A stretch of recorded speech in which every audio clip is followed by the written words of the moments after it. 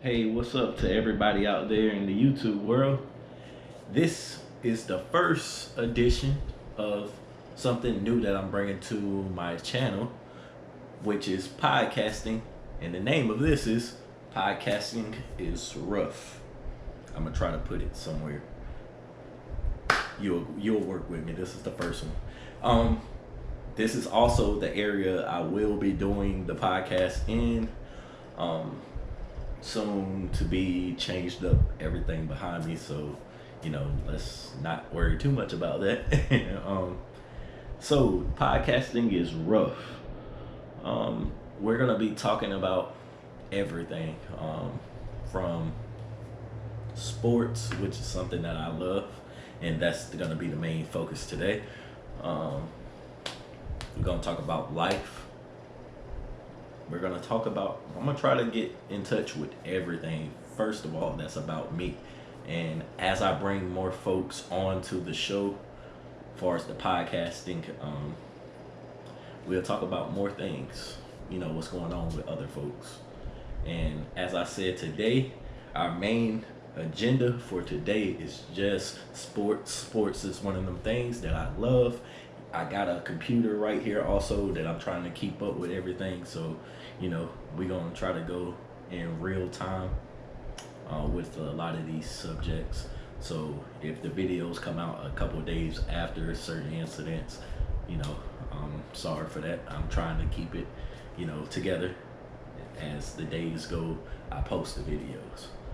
But first subject for today, I know y'all been watching the NBA playoffs.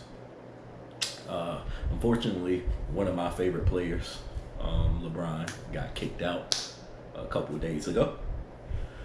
We're not going to talk about the Lakers. They were horrible this year. That's just my personal opinion of it. But we are going to talk about the first team I can think about when I think about the playoffs this season. It's the Nets. Yeah. Not a fan of the Nets, first of all. Let me just go ahead and put that out there. Far as their big three, if it wasn't for LeBron making a big three, nobody would really be talking about a big three. But, not to, rain on their parade and the Nets, Brooklyn Nets players. Yeah, I think, me personally, looking at the playoffs and how it's been going, I truly think that the Nets got the best chance to take it all this year. And I really feel personally, when it comes to the Nets, this may be one of the few years that they have an open opportunity. Because as far as next season goes, I do think the Lakers obviously will come back. But at the same time as that, I do think that if the Jazz doesn't do anything this season, they're still gonna be, evolving in their, game and their, camaraderie as far as a team. And I can see them, giving the Lakers an issue out west. Obviously, the Suns, we're gonna get to them a little later.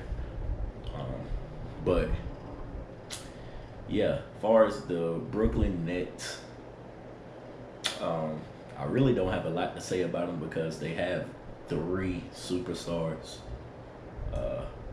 Well, two superstars and one star. I'm sorry, two superstars, one star. And the reason why I say that, I'm gonna go ahead and put it out there.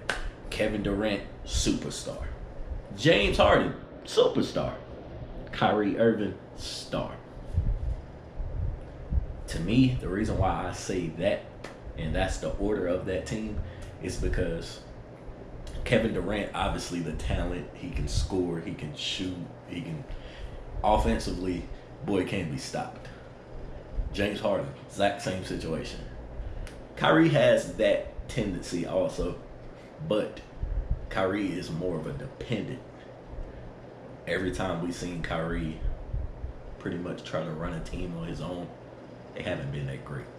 But the other two have at least, made a pretty decent team when they're the head guy.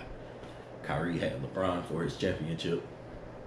Before then, Kyrie was pretty mediocre out there in the East. It is what it is from there. But, if I'm not mistaken, they're going against the Bucks right now in this second round of the playoffs, and they're giving the Bucks every bit of that business that the Bucks don't like when it comes to the playoffs. The Bucks. Now we're going into the talk about the Bucks. That was the next one on the list. But the Bucks, OMG, they are. The Bucks it's like having that one team, and I don't know if people play AAU sports or if you play, any type of sports that was recreational. It's like having that one team that dominates through the season, and then it's just something about, maybe it's the players, maybe like up here they're not, I don't know how to explain it, but they just don't get it when it comes to the playoffs. It's something about it. I always say this Giannis, me personally. If Giannis doesn't develop more of a shot, they're not going to go nowhere. They got Chris Middleton, if I'm not mistaken. I hope I didn't get his name wrong. That's all I hoping. But they got Chris Middleton. He's okay. He's a star. He's probably not as high as a star as Kyrie, but he's still a star. And sometimes I feel like that's just not enough for that team. Like I said, I think it's Giannis' abilities that's holding that team back. He needs to add a couple more things to the repertoire. He got 2 MVPs. It should be nothing for him to add something, just a little extra, to his repertoire. I'm sorry for that. Phone came out. But as far as that goes, adding 3-point shooting, consistent 3-point shooting, is gonna be very important. As far as them beating the Nets, I don't think it's gonna happen. They might well go ahead and call it quits, to be honest with you, and worry about next season. But that's just my opinion on the Bucks. I don't really have high hopes for the Bucks. I'm sorry for all the Bucks fans out there, but Bucks just aren't all there yet. They're not as close as the Jazz, and they're not far back, but they're just not there. I'm not a Jazz fan either, not a Lakers fan either. But next subject, which is the Suns and the Nuggets. I'm sorry, Suns and the Nuggets. I think it's going to be a good series. Chris Paul, superstar. Booker, superstar. And I don't want to get his name wrong on the Nuggets. I want to say he's the center. Jokic. I hope I'm right. I forgot his nickname. I want to say it's Joker. Not sure. But only thing I know is he's an excellent player. I hate that he lost his partner, his teammate that's like Batman and Robin.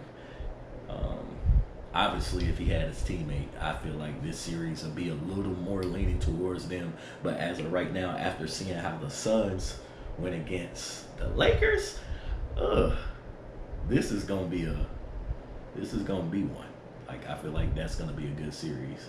Um, I don't feel like they have enough firepower after I just said him losing his Robin to the Batman, to his Batman skills. I feel like they're not fully equipped to beat the Suns. But mind you, I would put it at like a 50-49 where I am with that series. Like it could go either way because of, yes, his skills, his ball handling, and dishing it out to Michael Porter Jr. Um, he's elite when it comes to that. He's a big man that's out there doing what somebody my height does on the regular when it comes to basketball. I don't play basketball professionally, none of that stuff. When I play on like when I go to the Y or go to a gym or something, he plays like how I would play. So, and with this, like I was saying, with the Suns, they just have too much firepower that's going in the right direction at the right time. All my friends know I'm a Steve Nash fan, so being a Suns fan, I've been there before.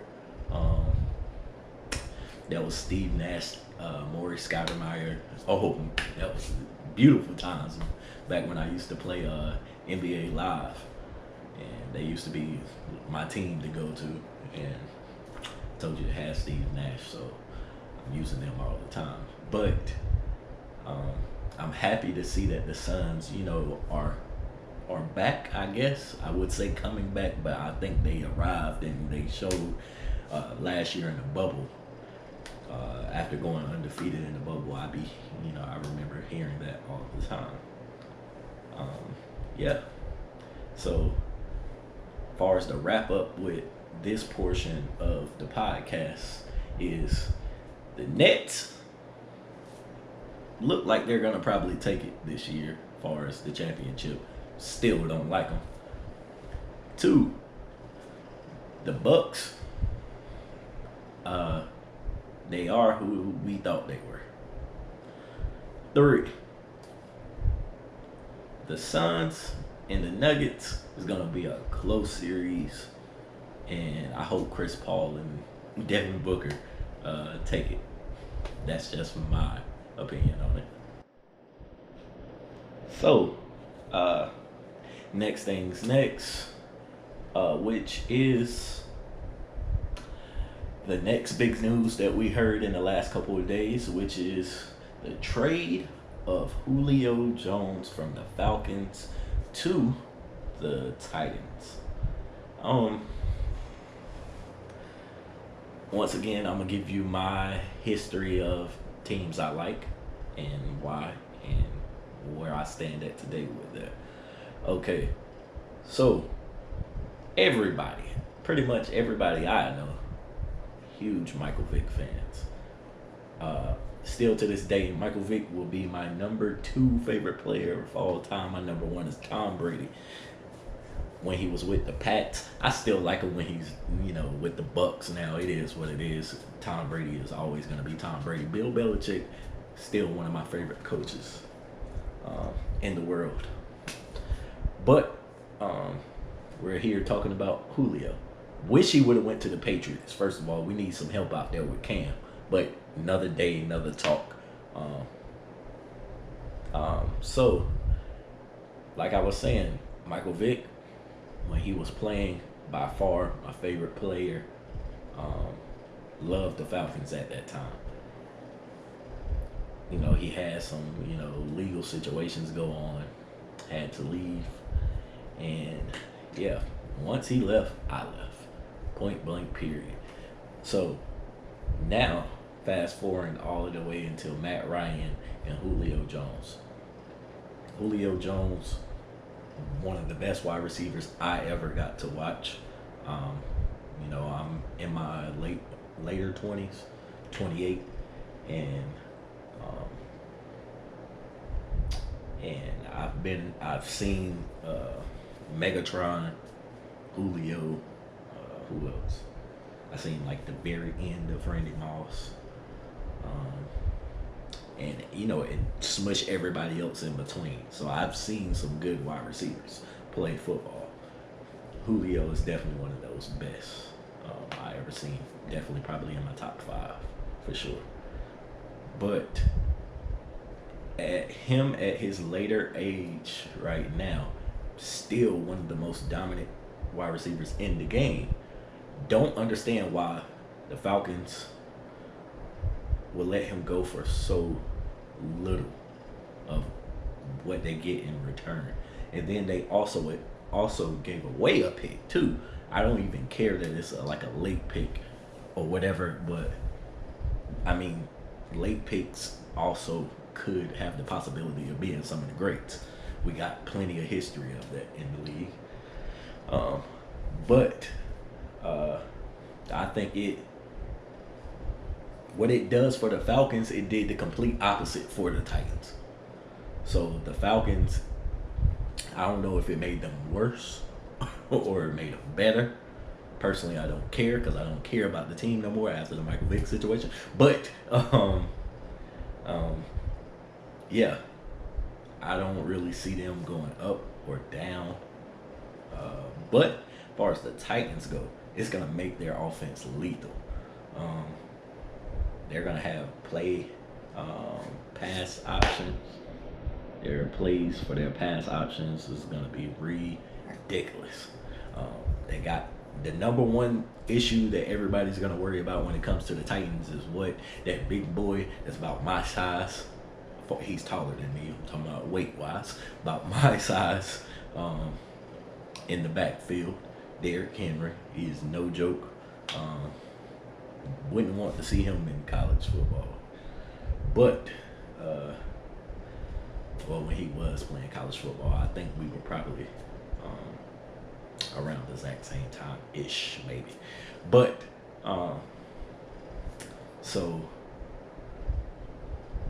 having him in the backfield, like I said, y'all, I'm looking at some notes over here, but having him in the backfield with, I don't really like Tannehill. I ain't even gonna lie, and let me just throw that out there. I think he's an okay quarterback. It is what it is. I'm happy that his career got back on track. I forgot what happened to him earlier in his career, but I'm happy that he got his situation back on track.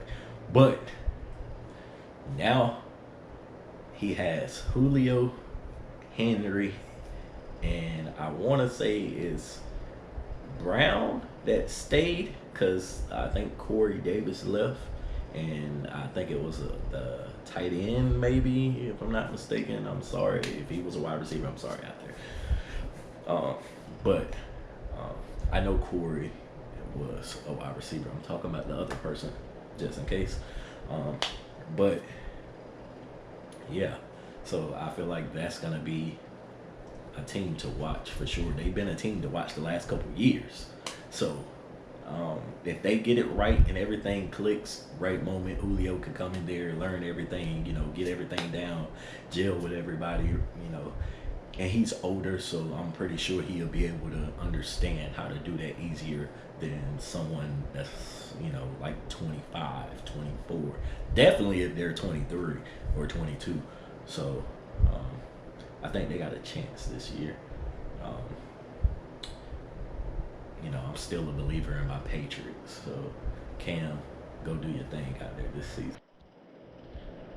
So my third subject of today will be the Floyd Mayweather fight. Exhibition, let me say exhibition. Really wasn't a fight.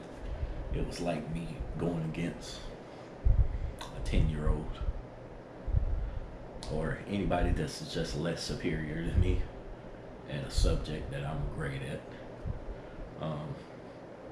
To make it short and quick of this subject, I really feel, I'm not a boxing expert, nowhere near, but from watching Mayweather's other fights, I'm a Mayweather fan too now. Let's get that right. But um, after watching his other fights and how he fought against Canelo, Pacquiao, and everybody else, dude, if you think that he was even trying hard, you got to be a joke. You must not know. You can look at the way he was throwing some punches. Yes, sometimes you can tell he was putting like a little into it to see will he fall, will he knock him out, will he get that KO. But for the most part, you can tell that he was joking around. Like, that ain't hard to. I don't even really want to stay on this subject that long, but yeah, like, that fight was good as far as entertaining, I guess.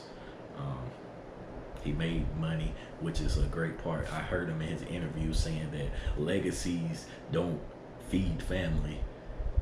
It's currencies that feed family. So, shout out to him. I don't hate Logan Paul or his brother. They're entertainers, so it's all a part of the game when it comes to them, as far as entertaining, especially for YouTube purposes. Yeah, so that's really all I have to say about that one. And more than likely, I think, speaking of the Paul brothers, I think they both could have a future in it if they wanted to keep going. He already got his, like, the media behind him. For both of them, they already got the media and fans. So now it's really just working on skills at this point, and they'll get there if they try hard enough. Like I said, I don't want to stay on this subject long, but shout out to the money team in the process. And final subject for today's podcasting is Ruff. Yeah, so I want to show respect to the sports that really haven't been super mainstream or don't be super mainstream, which is one of my favorite sports, which is track and field. As of lately, a lot of amazing stuff been happening with the track and field, far as times being ran and everything. Shout out to Shelly Ann Fraser Price. I hope I got that last name right. It might have changed. Let me make sure. I don't want to get her name wrong.